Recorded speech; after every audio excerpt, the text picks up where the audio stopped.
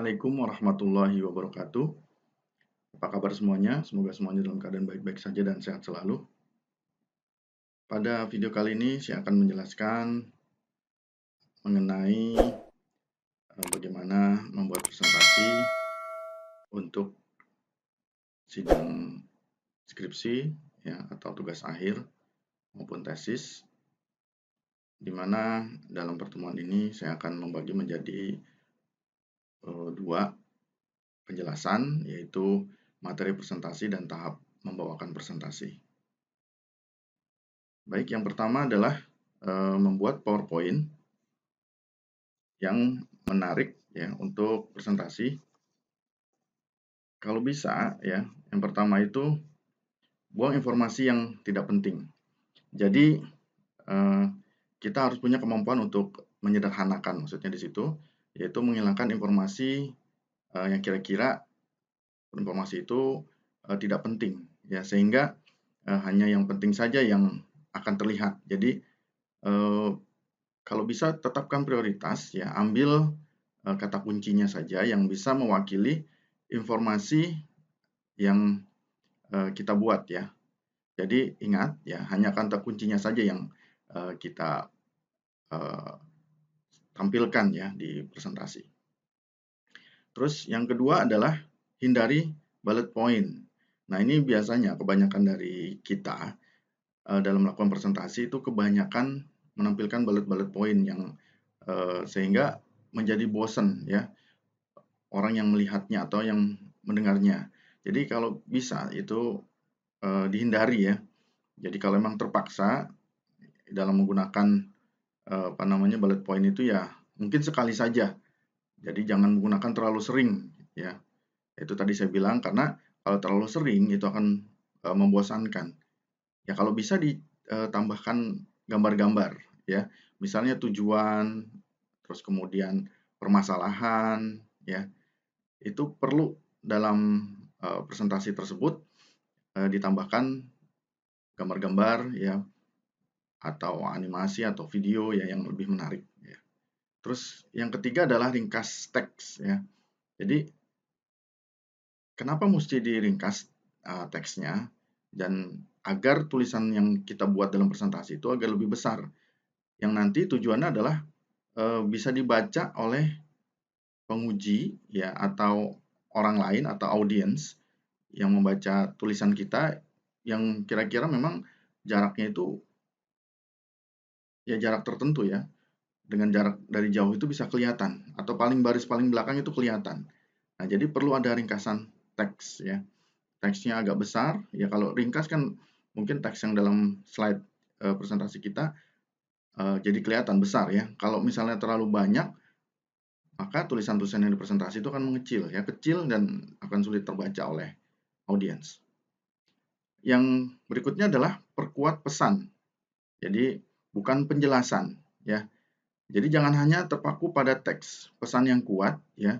Bisa juga ditampilkan dengan gambar, terus kemudian chart ya. Terus bisa juga video ya. Jadi tidak perlu memasukkan penjelasan-penjelasan yang terlalu banyak ya, yang mungkin bisa membuat bosan audiens ya. Jadi kalau kita masukkan penjelasan-penjelasan yang terlalu banyak, menjadikan presentasi kita itu kurang menarik ya. Nah, jadi slide yang efektif itu ya, slide yang berfokus pada menampilkan satu pesan saja, tapi dia mengandung makna ya yang mendalam. Ya, jangan mencampur lebih dari satu pesan, karena jika hal tersebut terjadi, ya dosen penguji akan kesulitan memahami pesan yang disampaikan.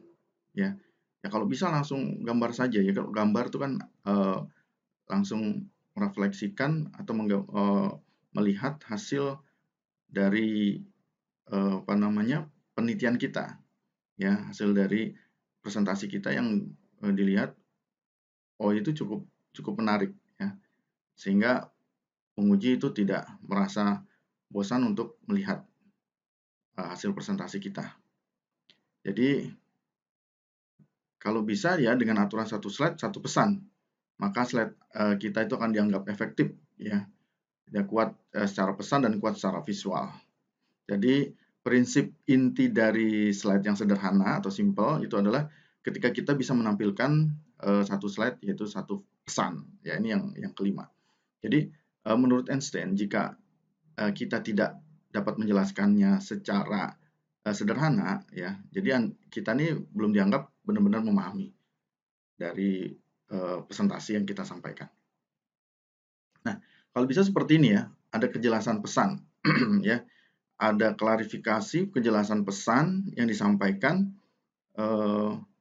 di setiap slide. Jadi berupa gambar gini juga tidak masalah ya, tidak masalah. Dan ini sangat penting sekali untuk bisa disampaikan pada setiap slide. Jadi jangan biarkan audiens itu punya persepsi tersendiri ya, berbeda-beda sehingga tidak akan sama apa yang kita mau sampaikan, ternyata persepsi dari audiens itu akan berbeda-beda. Jadi cukup seperti ini saja ya, gambar-gambar, chart, terus kemudian bisa juga dengan video ya ditambahkan seperti itu yang membuat audiens itu lebih memahami apa yang kita sampaikan. Jadi sederhana tidak cukup, jadi ada kejelasan apa yang kita sampaikan ya. Nah ini contohnya ya, contohnya misalnya kita akan melaksanakan ujian tertutup ya untuk skripsi atau tugas akhir atau tesis, di mana kita jelaskan di sini yaitu ada judul ya, ada judul dari hasil penelitian kita, terus kemudian ada nama kita sendiri, terus kemudian siapa pembimbingnya ya perlu juga dicantumkan pembimbingnya, terus kemudian kapan dimulai ujian tertutup kita, ya dimulai dari tanggal, bulan dan tahunnya, dan kemudian di mana pelaksanaan ujian tertutup kita, terus kemudian kalau bisa memang mewakili dari afiliasi tempat kita belajar, misalnya Fakultas Teknologi Informasi Program Studi dan Informatika atau Sistem Informasi atau Manajemen Informatika, ya. Nah, terus kemudian diikuti oleh tempat kita belajar, yaitu Institut Sains dan Bisnis, misalnya Atmaluhur di sini contohnya, dan di mana Pangkal Pinang. Nah, seperti ini. Jadi urutannya ya untuk halaman mukanya ya pembukaan seperti ini ya. Jadi harus jelas ya, harus jelas. Nah, berikutnya ya setelah di halaman muka dari judul yang akan kita presentasi dari penelitian kita, itu tentunya ada outline yang harus kita sampaikan ya. Harus kita sampaikan outline-nya yaitu mengenai pendahuluan ya. Terus kemudian biasanya bisa jadi pendahuluan atau latar belakang ya silakan saja. Terus kemudian diikuti oleh permasalahan. Terus kemudian tujuan. Bisa juga langsung definisi dari penelitian yang akan kita sampaikan, terus kemudian permasalahan. Nah, berikutnya adalah penelitian terkait atau tinjauan pustaka. Nah yang berikutnya bisa jadi algoritma. Nah, penelitian terkait dan tinjauan pustaka, terus kemudian algoritma, ya, ini memang ada kaitannya. Ya, tinjauan pustaka itu bisa jadi menggunakan mind map yang pernah kita jelaskan atau menjelaskannya berupa tabel, ya, tabel yang pernah saya jelaskan sebelumnya. Ya. Nah, berikutnya algoritma, ya, algoritma apa yang kita gunakan itu kalau bisa juga ditampilkan ya bagi yang mungkin menggunakan algoritma. Nah setelah itu baru kita tampilkan analisis dan perancangan sistem ya bagi yang menggunakan metodologi ya analisis dan perancangan sistem silakan.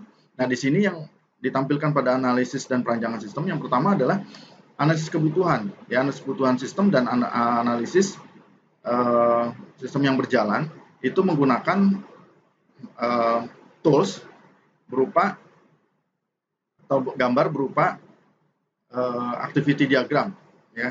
Terus kemudian diikuti oleh perancangan sistem ya, mungkin dari model-model perancangan sistem tersebut untuk sistem usulannya menggunakan use case diagram ya, digunakan beberapa gambar. Terus kemudian untuk perancangan sistemnya mungkin ada database yang digunakan ya, cukup IRD saja yang ditampilkan. Terus kemudian setelah IRD yang ditampilkan berikutnya adalah rancangan layar yang digunakan, ya, hasil dari perancangan sistemnya, ya, itu masuk ke dalam analisis dan perancangan sistem.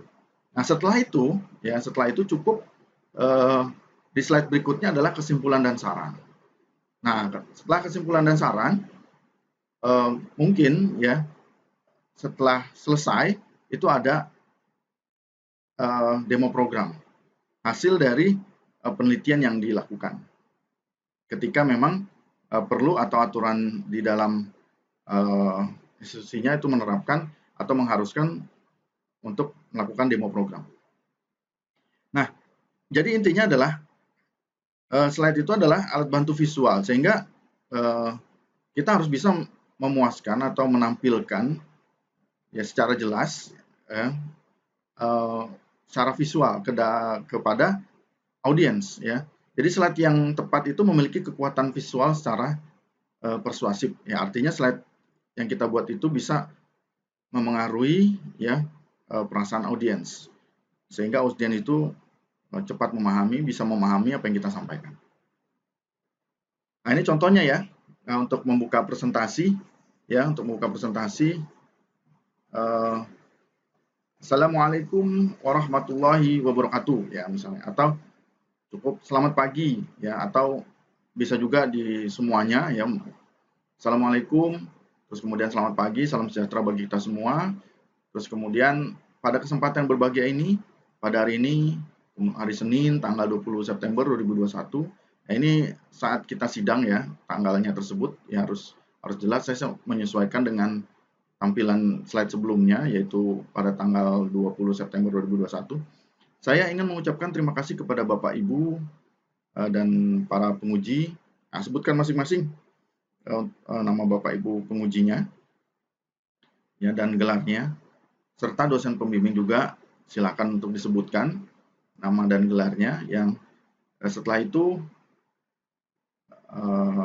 kita mengucapkan kalimat berikutnya, yaitu ya yang telah memberikan kesempatan kepada saya untuk mempresentasikan tugas akhir, skripsi, tesis ya yang berjudul judul dari penelitian kita, yaitu peningkatan algoritma Cummins dan seterusnya ya, dan seterusnya.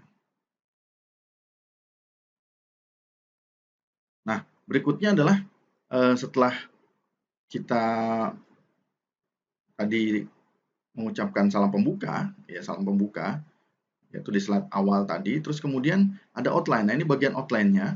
Jadi, menjelaskan isi presentasi atau poin yang akan dibahas. Nah, di sini poin-poin yang akan kita bahas tersebut kita sebutkan, tapi jangan terlalu banyak ya. Kalau bisa ya cukup 3 ya. Jadi kita sampaikan aja. Mungkin ada beberapa hal yang akan saya sampaikan, ya mungkin 5 tadi ya, 5 poin-poin tadi yang kita sebutkan satu persatu, atau kita cukup merangkum semuanya terus kemudian kita ambil menjadi 3 hal, silakan aja ya. Contohnya seperti ini ya. Ada 3 hal yang akan saya sampaikan dalam presentasi ini.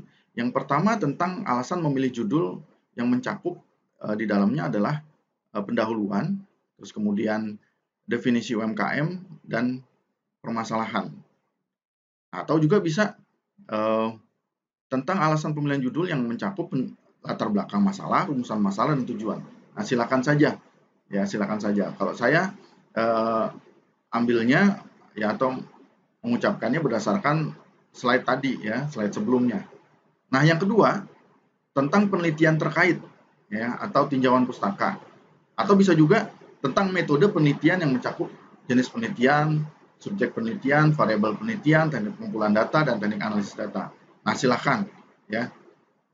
Ya, disebutkan saja kalau saya berdasarkan slide tadi. Terus yang ketiga adalah tentang analisis dan rancangan sistem yang terdiri dari analisis sistem berjalan, analisis kebutuhan sistem usulan, kemudian perancangan sistem yang terdiri dari rancangan sistem yang digambarkan dengan use case, rancangan basis data yang digambarkan menggunakan IRD, dan rancangan layar sistem sampai tahap implementasi dan diakhiri oleh kesimpulan dan saran. Ya, seperti itu. Jadi kita rangkum saja semuanya menjadi 3 hal, ya. Atau kita sebutkan satu persatu, ya. Tapi ada kita rinci lagi kira-kira terdiri dari apa saja. Nah, seperti itu. Boleh seperti itu ya. Dan berikutnya adalah menjelaskan isi presentasi. Jadi dalam tahap ini kita harus mampu menjelaskan isi presentasi tugas akhir skripsi atau tesis kita dengan struktur dan jelas ya. Yang tadi poin-poinnya kita jelaskan langsung saja berupa apa namanya gambar-gambar ya. Kalau misalnya tadi tinjauan pustaka berarti langsung aja dalam bentuk gambar mind map ya atau bentuk tabel ya silakan saja seperti itu. Terus kemudian diikuti oleh analisis sistem berjalannya menggunakan activity diagram, terus kemudian usulannya juga seperti itu dengan activity diagram, terus kemudian rancangannya untuk rancangan usulan sistemnya menggunakan use case, dan rancangan basis datanya menggunakan IRD. Jadi berupa gambar-gambar dan seterusnya. Seperti itu. Ya. Sampai dengan tahap implementasi dari rancangan layar terus tahap implementasi. Nah, baru di akhirnya itu ada kesimpulan dan saran. Nah, sampaikanlah dengan menggunakan bahasa Indonesia yang baik dan benar, ya. Jangan menggunakan bahasa daerah, ya. Biasanya karena kita terbiasa, ya, atau tinggal di suatu daerah, jadi menggunakan bahasa daerah tertentu. Jadi itu hindari, ya. Terus kemudian satu lagi jangan lupa gunakan bahasa tubuh. Jadi meyakinkan kepada dosen penguji, ya, atau tim penguji bahwa apa namanya kita bisa meyakinkan gagasan-gagasan kita, hasil riset kita, hasil penelitian kita yang kita tampilkan ya bahwa memang penelitian kita itu menarik ya, penelitian kita itu menjadi satu hal yang bisa membuat audiens atau dosen penguji itu melihat cukup baik ya hasil dari penelitian kita. Nah, berikutnya adalah menutup presentasi. Ya, pertama menyimpulkan isi dari presentasi yang biasanya juga kesimpulan dari isi tugas akhir, skripsi dan tesis. Nah, kedua, kalau bisa ya di dalam menutup presentasi itu ada di akhirnya kan biasanya ada kesimpulan dan saran ya. Nah, ini yang kita tekankan ya, kita sampaikan pada pihak-pihak terkait ya yang menggunakan hasil penelitian kita untuk dapat meneruskan penelitian kita di masa mendatang atau future work ya. Nah, kita juga bisa menyampaikan apa namanya kira-kira ke depannya penelitian kita mau seperti apa. Bisa juga seperti itu. Nah, dengan menutup presentasi ini kita bisa sampaikan ya dengan kalimat seperti ini. Demikian presentasi dari saya. Jika ada pertanyaan atau saran berupa masukan yang positif ya dan membangun dari Bapak Ibu tim penguji ya untuk tugas akhir saya atau skripsi saya atau tesis saya ya saya persilahkan. Mungkin itu saya yang saya bisa sampaikan ya. Terima kasih. Nah, seperti itu ya dalam menutup presentasi. Nah, berikutnya adalah nanti ada namanya sesi tanya jawab yang moderator yang mungkin diwakili oleh dosen pembimbing bisa saja ya. Jadi setelah kita selesai presentasi, mungkin ada sesi tanya jawab. Nah, dalam sesi tanya jawab tersebut kita diminta untuk menjawab ya dengan tegas ya, lugas ya, benar-benar kita bisa menjelaskan ya, bisa menjelaskan penelitian kita seperti apa. Nah, nanti akan ada masukan-masukan ya, akan ada masukan-masukan yang tentunya masukan tersebut ya perlu kita terima, ya kita lihat dan perlu diperbaiki. Nah, kira-kira kalau memang pertanyaan tersebut mengarah kepada kritik yang membangun dan sebagainya, ya kita terima ya untuk kita bisa perbaiki ke depannya. Ya. Terus kemudian kalau memang ada kata-kata atau kalimat yang perlu penegasan ya dari kita yang ditanyakan oleh tim penguji, ya silakan kita harus menjawab dengan meyakinkan bahwa ya itulah hasil penelitian kita dan itulah apa yang kita teliti. Ya. Seperti itu. Nah, terus kemudian setelah selesai dari sesi tanya jawab, terus kemudian dia diminta oleh moderator bahwa memang sudah selesai sesi tanya jawab yang dilakukan. Ya, setelah itu kita silakan untuk menghampiri dewan penguji atau tim penguji ya. Terus kemudian jabat tangan mereka ya, kemudian tersenyum ya. Nah, nanti akan mungkin ada dipanggil kembali ya, kita diminta untuk tunggu keluar di luar sebentar untuk melihat hasil, untuk menunggu hasil dari presentasi kita, dari sidang tertutup kita ya, ujian tertutup kita. Nah, ketika kita diminta untuk kembali ya, masuk ke dalam ruangan ya, terus kemudian disebutkan hasilnya. Nah, kalau bisa apapun hasilnya ya, mau itu bagus, tidak bagus ya, lulus, tidak lulus ya, kalau bisa ya kita tetap tersenyum bahwa ya itulah hasil penelitian kita dan kita harus bisa menerima dengan lapang dada dari hasil sidang skripsi kita atau ujian tertutup kita yang kita sampaikan ya. Jadi mungkin itu yang bisa saya sampaikan ya pada video kali ini, dan terima kasih sudah menonton video kali ini. Ya silahkan jika ada pertanyaan-pertanyaan bisa dimasukkan dalam kolom komentar. Mungkin cukup dari saya untuk video ini. Mohon maaf jika ada kesalahan. Ya, assalamualaikum warahmatullahi wabarakatuh.